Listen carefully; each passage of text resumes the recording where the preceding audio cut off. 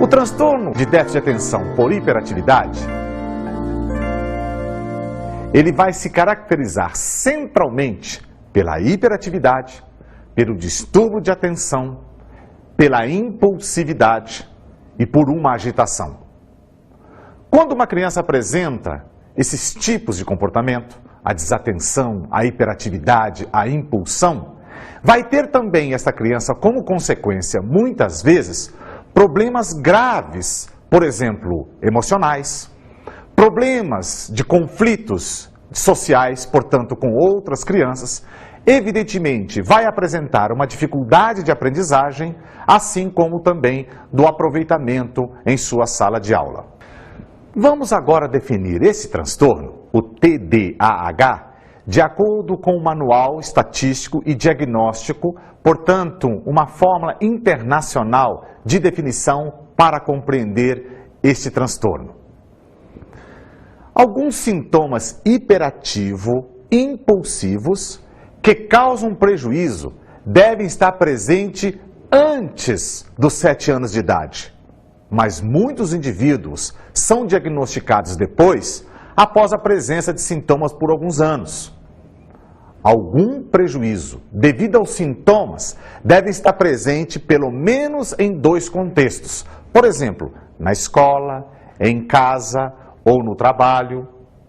Isto quer dizer que uma criança que apresenta o TDAH, já praticamente desde o nascimento, ela já vem apresentando uma hiperatividade, uma impulsividade, um problema de atenção, problema de relacionamento com outras crianças. Mas muitas vezes, então, só vão ser diagnosticados a partir do momento em que entram na escola, porque na escola, quando vai exigir mais atenção ainda, e vamos dizer assim, um comportamento mais tranquilo, essa criança não vai dar conta. Ainda de acordo com esse DSM-4, o Manual de Diagnóstico, que são normas internacionais para uma definição de um transtorno, deve haver claras evidências de interferências no funcionamento social. Deve haver também algumas interferências no comportamento acadêmico ou ocupacional, apropriados em termos evolutivos. O que é apropriados em termos evolutivos? São, naquela verdade, algumas crianças, por exemplo, com 3 anos de idade, que é normal que essas crianças, por exemplo, tenham um pouco de hiperatividade, que elas sejam mais ágeis, que elas corram, que elas caem, que elas se levantam. Mas este comportamento já não pode ser esperado, por exemplo, com 7, 8, 9 anos de idade, quando ali, naquela idade, nós já esperaríamos que essa criança pudesse ficar mais concentrada numa determinada atividade por um tempo maior. A perturbação, ainda de acordo com o DSM-4, não ocorre exclusivamente durante o curso de um transtorno invasivo do desenvolvimento. Por exemplo, lá no transtorno invasivo do desenvolvimento, no TID, que nós temos lá o autismo, Rett, Asperger, podemos lá observar também hiperatividade. Mas esta hiperatividade é um sintoma do que nós chamamos de um transtorno maior. No TDAH, portanto, no transtorno de déficit de atenção por hiperatividade, este é um transtorno per se. De acordo ainda com o DSM-4, nós podemos também observar lá na esquizofrenia ou algum outro transtorno psicótico também um pouco de hiperatividade. Mas esta hiperatividade nesses outros transtornos também são considerados como vamos dizer assim, um sintoma de um transtorno maior, portanto, de algum outro transtorno mental. As tarefas que exigem um esforço mental constante são vivenciadas por esses meninos e meninas como altamente desagradáveis e acentuadamente aversivas. Em consequência disso, esses indivíduos, em geral, evitam ou têm forte antipatia por atividades que exigem dedicação ou esforço mental prolongados, ou que exigem uma organização ou concentração. Por exemplo, os trabalhos escolares, trabalhos burocráticos, etc. Eles frequentemente se esquecem, por exemplo, nas atividades diárias, dos compromissos marcados, de levar o lanche para a escola, Já nas situações sociais, eles frequentemente mudam de assuntos, eles apresentam uma falta de atenção ao que os outros estão dizendo, eles se distraem muito durante as conversas e também demonstram uma falta de atenção aos detalhes ou regras, por exemplo, para jogar ou para algum tipo de outras atividades. Eles apresentam também uma inquietação ou remexem-se muito na cadeira quando estão, por exemplo, estudando. Eles têm uma enorme dificuldade de permanecer sentado quando deveria. Eles correm ou sobem excessivamente em coisas quando isto é inapropriado. Eles apresentam dificuldades enormes em brincar ou ficar em silêncio quando uma determinada atividade assim exige. Frequentemente, eles parecem estar a todo vapor, ou cheio de gás, ou por falar em excesso. As crianças em idade escolar, elas normalmente apresentam um pouco de hiperatividade, mas que nós consideramos como normais, até mesmo porque elas são capazes, em determinadas situações, de se concentrarem em determinadas atividades. Elas não podem ser maiores, essas hiperatividades, comparando-se com crianças de 2, de 3, de 4 anos de idade, que normalmente apresentam um comportamento mais hiperativo. Já nos adolescentes e principalmente nos adultos, quando se trata aí de uma hiperatividade ou até mesmo de um TDAH, eles têm enormes dificuldades, por exemplo, de permanecer numa atividade mais sedentária, de assistir um filme com tranquilidade, de manter uma conversa mais de longo prazo, de sentar-se, por exemplo, num barzinho com os outros amigos, conversando sobre um determinado assunto mais longamente. Esses indivíduos apresentam enormes dificuldades para isto. Nós vimos até agora alguns sintomas muito clássicos da hiperatividade. Vamos agora observar alguns sintomas bem clássicos da impulsividade. Pessoas que apresentam uma impulsividade, elas vão ter enormes dificuldades para protelar uma resposta. Portanto, elas começam a responder a uma determinada pergunta antes desta pergunta ter sido finalizada. Um outro sintoma muito característico é, por exemplo, aguardar a sua vez. Por exemplo, enquanto você joga, eu espero. Quando for a minha vez, você espera.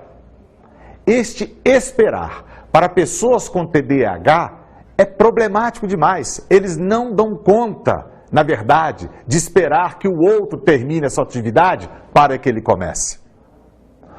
Outros podem queixar-se, por exemplo, de dificuldades para se expressar adequadamente, porque eles vão comendo palavra por palavra e às vezes nós temos dificuldades de entendê-los. Os indivíduos com este transtorno tipicamente fazem comentários inoportunos, interrompem demais os outros, metem-se em assuntos alheios, agarram, pegam objeto dos outros, elas pegam coisas que não deveriam tocar e fazem palhaçadas. Por exemplo, uma criança dessa vai a um museu, ela não dá conta, ela tem que ficar pegando naqueles objetos ali que não podem tocar, faz uma série de palhaçadas. Mas alguns sinais podem ser também mínimos, ou o que a gente chama de subtis. Quando é que elas ficam aparentemente menos impulsivas ou hiperativas? Quando ela, por exemplo, se encontra num ambiente que está sob um rígido controle. Às vezes, a presença do pai ou uma presença de uma autoridade, aí elas muitas vezes diminuem esses sintomas. Ou quando está num ambiente novo, num contexto novo, ou quando eles estão fazendo uma atividade pela qual o menino se interessa, então eles diminuem esses sintomas. Ou muitas vezes, quando eles estão, por exemplo, numa situação somente a dois, num consultório médico, ou brincando somente com mais um amiguinho. Nestas situações, normalmente, observamos uma diminuição de todos esses sintomas que nós acabamos de mencionar.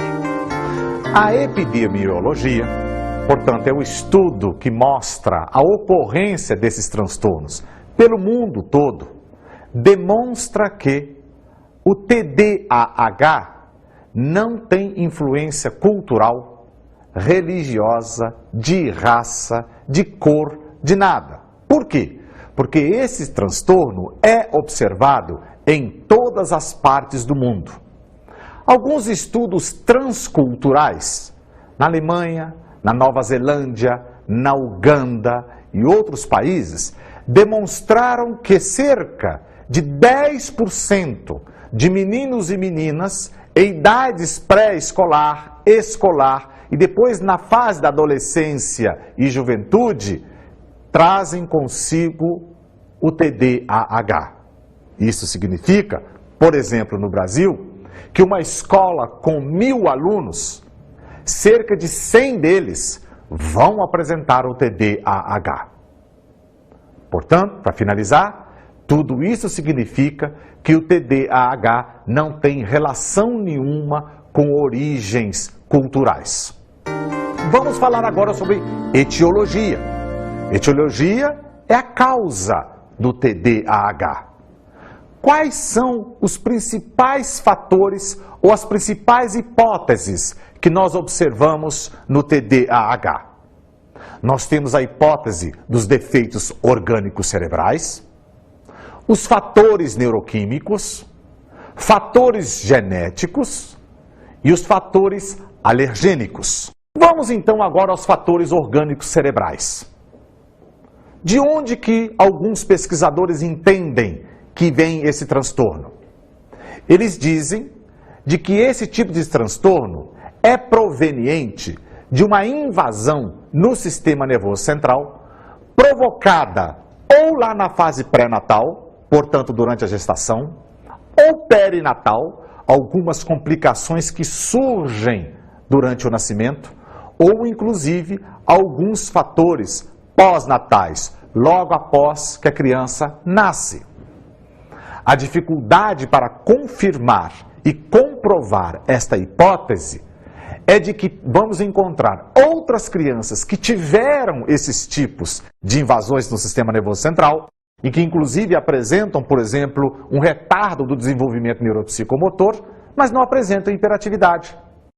Assim como vamos encontrar também algumas crianças que não tiveram nenhum desses tipos de transtornos nestas fases pré-natal, perinatal, pós-natal, mas que apresentam o TDAH. Um outro fator que nós já mencionamos é o neuroquímico. Por que esta hipótese é bastante forte? Porque algumas dessas crianças reagem a determinadas substâncias paradoxalmente. O que é isto? O efeito contrário. Por exemplo, uma criança muito hiperativa, algumas delas, quando fazem uso, por exemplo, de um anfetamínico, muito conhecido aqui no Brasil como Ritalina, que é o metilfenidato, que é, na verdade, um produto, um fármaco estimulante, elas acabam melhorando o seu comportamento. Alguém poderia perguntar, mas meu Deus, essa criança já é extremamente hiperativa. Se eu for ler a bula agora aqui do que está escrito desse remédio, este remédio era para estimular comportamento, então esse menino vai piorar mais ainda. E uma parte significativa desses meninos melhoram o seu comportamento. Por isso é que nós levamos como hipótese que poderia ser mesmo algum transtorno de ordem neuroquímica. O problema é que muitas vezes alguns desses meninos não reagem a esses tipos de substâncias. Por isso é que a gente não pode comprovar 100% esta hipótese. Um outro fator que a gente leva também em consideração é o famoso fator genético. Por quê? Porque alguns estudos realizados, nesses estudos, nós observamos que se você der uma olhadinha na família, portanto, na árvore genealógica do pai, ou na árvore genealógica da mãe, até terceira geração, nós vamos encontrar algumas outras pessoas dessa família que também tiveram o TDAH. Normalmente, estas famílias que têm um filho com TDAH apresentam alguns comportamentos meio que esquisitos. As famílias normalmente têm o que a gente chama de uma sociopatia. O que é uma sociopatia? Dificuldades de relações sociais entre amigos e outros parentes. São famílias, na verdade, que se concentram mais dentro de casa, se isolam um pouco mais. As mães desses meninos e meninas, normalmente, também são um pouco mais retraídas ou, às vezes, apresentam aquilo que nós chamamos de um comportamento meio que histérico. Ainda que a gente observe isto em várias famílias e árvores genealógicas, infelizmente, também não podemos comprovar esta hipótese, porque há algumas poucas crianças que parecem viver e conviver numa família sem esses tipos de ocorrências. Já um fator muito preponderante, muito conhecido, é, na verdade, o fator alergênico. E o que é este fator alergênico? São crianças, nós temos feito uma série de experimentos nesses últimos 15, 20 anos, são crianças que apresentam, por exemplo, uma certa alergia a determinados alimentos, como fosfato, como conservantes, como corantes. Vamos a um exemplo. Um grupo de pediatras da cidade de Hamburg, lá no norte da Alemanha, durante muitos anos vem pesquisando crianças com TDAH. E elas dividiram um grupo, até bastante significativo, de crianças com TDAH, dividiram em dois grupos. Um grupo recebeu uma dieta radicalmente livre de fosfato. Fosfato nós encontramos principalmente nos alimentos que contêm massas, biscoito, bolo, pão, também chocolates, substâncias como, por exemplo, alimentos como, por exemplo, que contêm corantes, como refrigerantes, os sucos não naturais. Quando nós fazemos uma dieta bem radicalmente livre desses tipos de produtos, nós observamos uma tendência de melhora dessas crianças no comportamento deles. Bem, nós observamos também, por outro lado, nesse outro grupo em que não foi feito esse tipo de dieta, que os comportamentos então permaneciam. É por isso que nós levamos em consideração de que talvez essas crianças possam apresentar essas hiperatividades pelo fato de serem alérgicas a esses tipos de alimentos. Nós vimos até agora a definição, a descrição sobre o transtorno de déficit de atenção por hiperatividade, assim como etiologia e a epidemiologia, portanto, a ocorrência desses transtornos. Vamos fazer agora a formulação do diagnóstico. Como é que eu formulo um diagnóstico de TDAH? Primeiro, eu inicio pela anamnese. Depois, eu faço uma observação do comportamento. E esta observação ela pode ser em casa, no consultório ou na escola onde o menino frequenta. Há também alguns exames neurológicos, como por exemplo a eletroencefalografia, que podem ser feitas para ajudar nesta formulação do diagnóstico. De acordo então com o DSM-4, vamos especificar agora os sintomas relacionados à hiperatividade. Uma criança então que movimenta-se excessivamente, frequentemente está a todo vapor, age sempre impulsivamente, fala em demasia, nunca espera a vez de falar e está sempre interrompendo o outro, dá respostas precipitadas, até mesmo antes das perguntas serem concluídas, explode com facilidade e age sempre para chamar a atenção. Além disso, ela continua apresentando uma agitação excessiva, apresentando uma dificuldade para ficar sentada, por exemplo, numa cadeira, para ficar atenta a uma determinada atividade. Assim como, por exemplo, está sempre, quando está sentada, está sempre mexendo com os pés, com as mãos, ou sempre se remexendo na cadeira. Quando essa criança apresenta um sono agitado, quando ela apresenta frequentemente uma impaciência, quando ela se destaca sempre pela impulsividade, quando ela apresenta sempre uma movimentação excessiva, ou quando ela não consegue ficar sentada e está sempre abandonando aquele lugar aonde ela deveria permanecer sentada, quando essa criança continua mostrando isto, são também sintomas que nós adicionamos para formular o diagnóstico de TDAH. Ainda além disso, não é? Quando ela corre ou escala locais, sobra em cima da mesa, sobra em cima de armários, sobra em cima de, por exemplo, de sua carteira lá na escola, ou quando ela tem, por exemplo, dificuldades de brincar com o outro, na hora que tem que ficar em silêncio, ela não consegue, continuam sendo sintomas que nós então entendemos como relacionados à hiperatividade. De tudo isso que eu falei, se uma criança apresentar 6 ou mais desses sintomas, já podemos escrever ou descrever que esta criança tem então o TDAH. Vamos agora a alguns sintomas relacionados à desatenção, porque até agora nós descrevemos sintomas relacionados à hiperatividade. E agora a desatenção? Uma criança que apresenta uma dificuldade enorme de manter a atenção a uma determinada tarefa ou a um determinado jogo.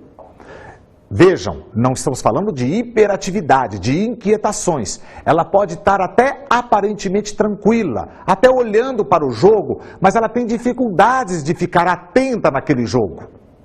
Ou, quando ela está fazendo tarefas escolares, está fazendo dever em casa ou dever de casa, e ela tem dificuldades de ficar atenta ali. Quando ela, por exemplo, não presta atenção a detalhes de uma tarefa, ou comete erros por um descuido que ela cometeu. Quando ela frequentemente parece que não está escutando o que as outras pessoas estão falando com ela. Ou quando ela, por exemplo, não segue as instruções que uma pessoa está dando para ela até o final. Quando ela esquece com facilidade o que está fazendo ou o que deve fazer. Quando ela esquece com facilidade as tarefas, os deveres de casa. Quando ela não consegue ouvir mensagens até o fim. Ou quando ela está sempre procurando novos estímulos. Assim como quando ela tem dificuldades de terminar uma determinada atividade, que ela começa uma, começa uma outra atividade, não vai até o final, já começa uma outra. Ou quando ela apresenta uma desorganização nos seus trabalhos, quando ela apresenta, por exemplo, o término de uma tarefa antes, na verdade, dela mesma terminar. Se ela frequentemente perde coisas necessárias para as tarefas e as atividades diárias, se ela evita, se ela desgosta ou é relutante com tarefas que exigem um esforço mental, ou se ela se distrai facilmente com estímulos externos, uma buzina lá fora, ou alguém que está conversando lá fora, continuam sendo sintomas de desatenção.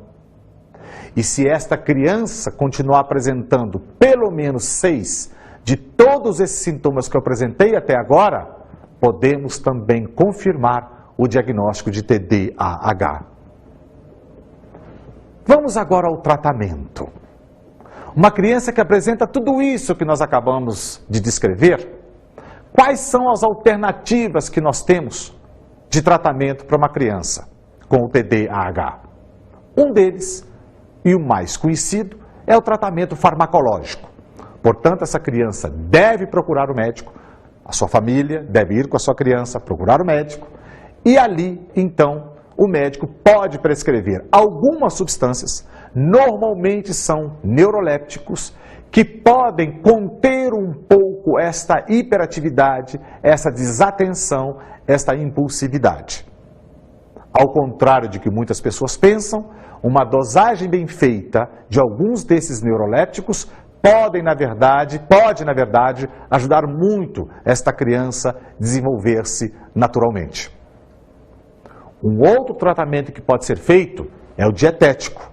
Como já mencionado anteriormente, são dietas que são prescritas para essas crianças que quando a família consegue e a própria criança consegue manter-se organizada e disciplinada no seu comportamento alimentar, então podemos obter alguns resultados significativos. E como uma outra opção, são alguns princípios terapêuticos que podem ser oferecidos para que essa criança aprenda a exercer um controle sobre os seus próprios comportamentos. Vamos então agora falar um pouquinho sobre a psicoterapia e medicina comportamental. O que é isto? Na verdade, a psicoterapia e medicina do comportamento, ela propõe e ela pretende, junto com a família dessa criança, com a professora ou os professores dessa criança, assim como com a própria criança, alguns tipos de treinos, alguns tipos de atitudes para que a própria criança e as pessoas que se relacionam com ela aprendam a exercer um controle sobre todos esses sintomas que nós já mencionamos. Um deles é, por exemplo, os treinamentos de autoinstrução. Vamos a um exemplo concreto. A professora coloca para a criança um determinado desenho que ela tem que colorir. Mas primeiro a professora faz. E enquanto ela vai colorindo aquele desenho, ela mesma, a professora, vai falando em voz alta o que ela está fazendo. Como, por exemplo, agora eu vou colorir a cabeça do coelhinho, depois eu vou colorir as pernas, as patas, depois o corpo e depois o rabo. Então ela vai fazendo isso bem devagar e mostrando à criança. Um segundo passo, ela entrega agora esse desenho para a criança para que ela possa colorir, ela mesma. Só que a criança também vai ter que repetir em voz alta o que ela está fazendo. E a professora vai controlando um pouco a velocidade. E numa terceira fase, a criança já colore um determinado desenho sem a necessidade de ficar repetindo. Uma outra estratégia que nós usamos, que tem uma eficácia exemplar, é o que a gente chama de uma aproximação sucessiva ou uma dessensibilização sistemática. É claro que uma criança que tem enormes dificuldades para ficar sentada, para se concentrar numa determinada tarefa, eu não posso oferecer para ela uma tarefa de 15, 20 minutos. Portanto, eu começo oferecendo para ela uma tarefa que exige uma atenção somente de 3, 4, 5 minutos. E a cada vez que essa criança completa aquela tarefa, que demora muito pouquinho de tempo, eu reforço essa criança. Eu reforço tanto socialmente, portanto, um abraço, um carinho, portanto, uma relação de afeto, assim como eu posso também reforçar com alguma coisa material que ela goste. Depois de um determinado tempo, em que ela já exerce aquela função de 3, 4 minutos com uma certa facilidade, eu vou aumentando este tempo em que ela deve permanecer concentradamente.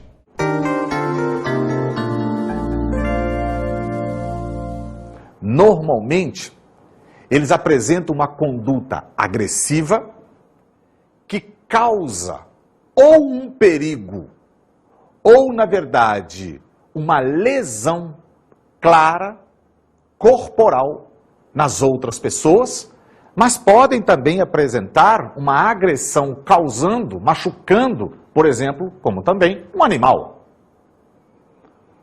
Uma outra conduta seria o que nós chamamos de uma conduta que não é tão agressiva, ela parece ser não agressiva, mas que vai causar alguma perda ou algum dano a um patrimônio.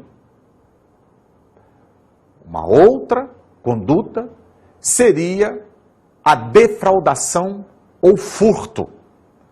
Roubam coisas pequenas aqui, estragam coisas ali. E uma outra conduta, uma última, seria quando eles então apresentam sérias violações de regras. Quando, como já disse anteriormente, um adulto lhes impõe. Etiologia. O que é isto?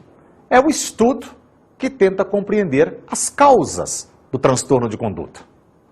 Primeiramente, os pesquisadores não têm consenso de onde que poderia estar vindo esse transtorno. A causa, na verdade, ou as causas, são desconhecidas. Mas já descobrimos alguns fatores que podem estar contribuindo para que uma pessoa possa desenvolver o transtorno de conduta. Um dos fatores nós vamos chamar de fatores biopsicossociais.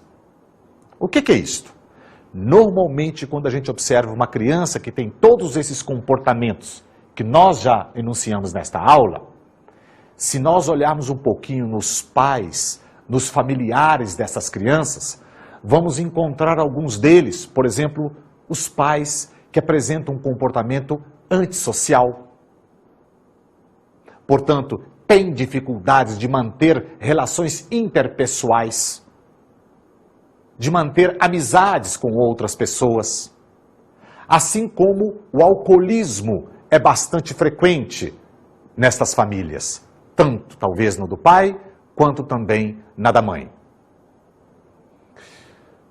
Normalmente também observamos que neste espectro familiar, ou nos espectros familiares, há uma desorganização muito grande. São famílias muito desorganizadas, famílias muito desestruturadas, que usam, por exemplo, como método educativo a pancada, a pancadaria, castigos desproporcionais. Então, nós pesquisadores entendemos que possivelmente um dos fatores para o transtorno de conduta podem ser esses que eu acabei de anunciar. Um outro fator, talvez acoplado com o primeiro que nós acabamos de falar, é o que nós chamamos de fatores socioeconômicos. Diferentemente de muitos outros transtornos, na infância e adolescência, ou talvez também na fase adulta, que vão dificultar a aprendizagem desse indivíduo, são também esses fatores em que crianças vêm de famílias socioeconomicamente, vamos dizer assim, baixa. Pessoas que ganham pouco, que moram na periferia. É até meio interessante dizer sobre isto, porque, como eu disse, há outros tipos de transtornos que nós não encontramos relações socioeconômicas. São transtornos que acontecem nas famílias acadêmicas, nas famílias ricas, nas famílias pobres, não é? Mas o transtorno de conduta é tipicamente um transtorno onde a ocorrência maior está lá na periferia. Tem também um outro fator que nós já descobrimos e que nos parece importante, que é o seguinte: aqueles meninos que lá na primeira infância, a primeira infância vai de 0 até 6 anos de idade, e no início da segunda infância, 6, 7, 8 anos de idade, já apresentam alguns tipos de comportamentos, portanto, não lá muito adequados, o que nós vamos chamar de transtornos de conduta, como nós já definimos, fatalmente são aqueles que, quando adultos, podem se transformar em pessoas muito agressivas, em ladrões, portanto, em assaltantes, e uma série de outros comportamentos agressivos. Estas são possivelmente as causas psicossociais, biopsicossociais que nós podemos observar. Mas tem mais uma outra também que alguns pesquisadores continuam buscando, que são os chamados fatores neurobiológicos. E dentre eles, tem um que nós vamos chamar de hereditário. O que significa isso? Vamos encontrar algumas famílias cujo pai ou a mãe já foram ou são também famílias problemáticas que apresentam também alguns transtornos de conduta. E um estudo bastante interessante que nós conhecemos é um pesquisador que pegou algumas crianças que foram adotadas e educadas por uma outra família bem estruturada, famílias com poderes aquisitivos mais elevados, mas que algumas destas crianças desenvolveram o transtorno de conduta e, ao se reportar, ao estudar a origem delas, os pais biológicos, ali observaram que esses pais também apresentavam os transtornos de conduta. A única coisa que os pesquisadores ainda não sabem responder é que vamos encontrar também algumas crianças que vêm de famílias biológicas com transtornos de conduta, mas quando educadas adequadamente num outro ambiente, numa outra família, alguns deles não vão apresentar esses transtornos. Por isso é que nós não podemos afirmar categoricamente que esses fatores neurobiológicos são, na verdade, os principais e os únicos para o desenvolvimento de um transtorno de conduta. Agora vamos falar sobre o tratamento.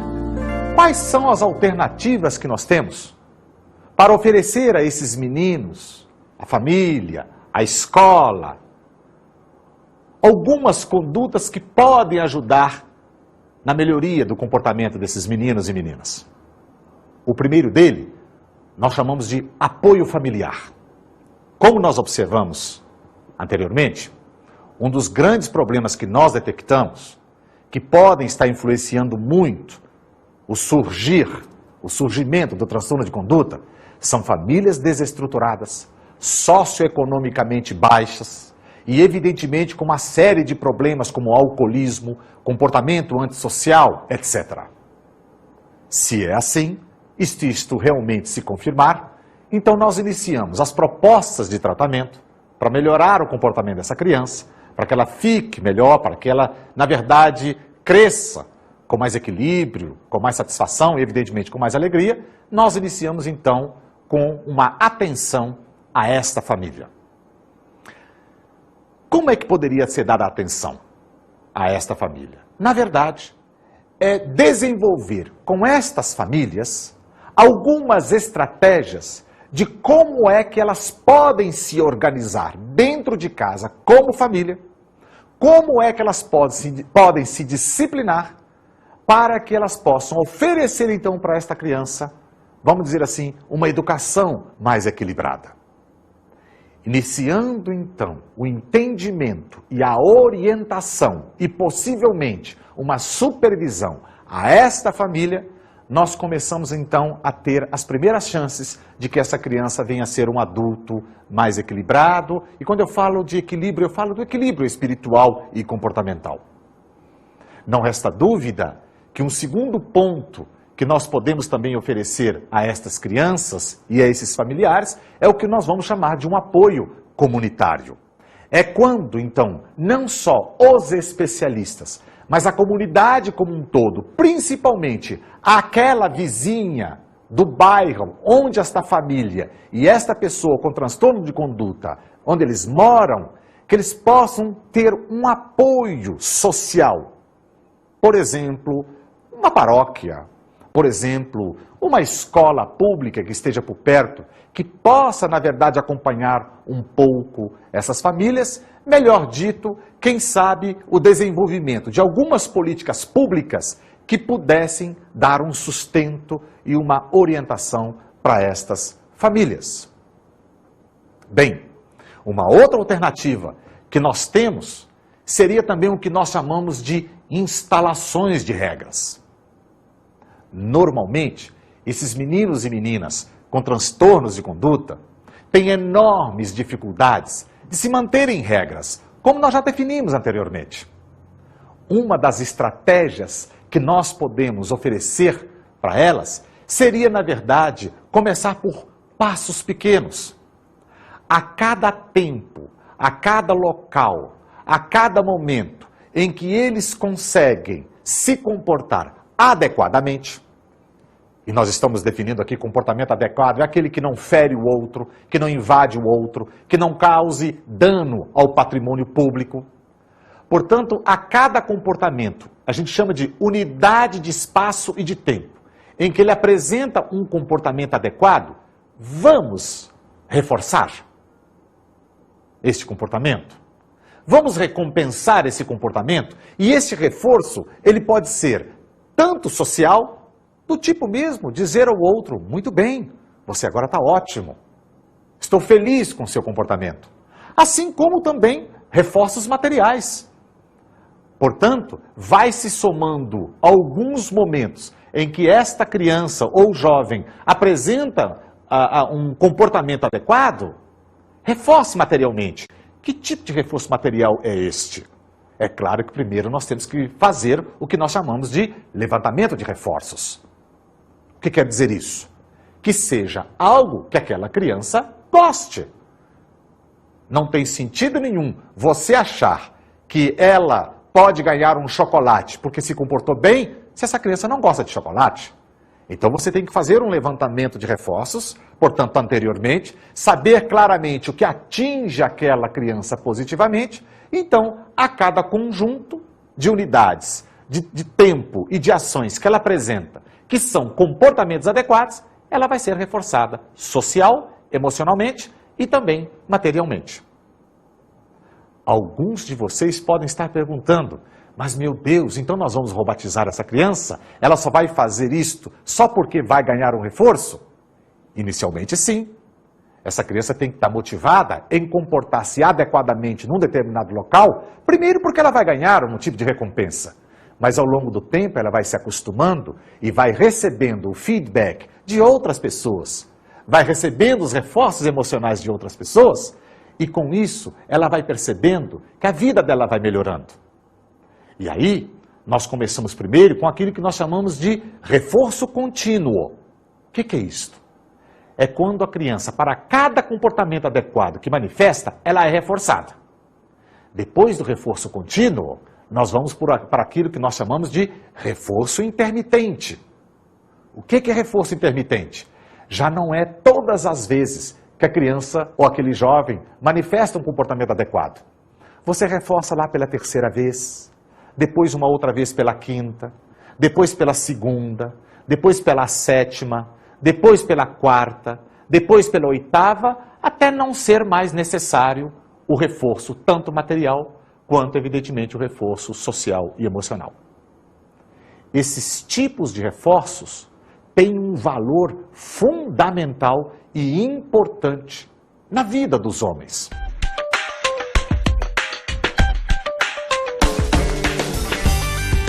No livro Manual de Técnicas de Terapia e Modificação do Comportamento, de Vicente Cabalho, o autor aborda a modificação do comportamento e apresenta capítulos sobre os diversos tipos de conduta e como ajudar pessoas com esse desvio de comportamento.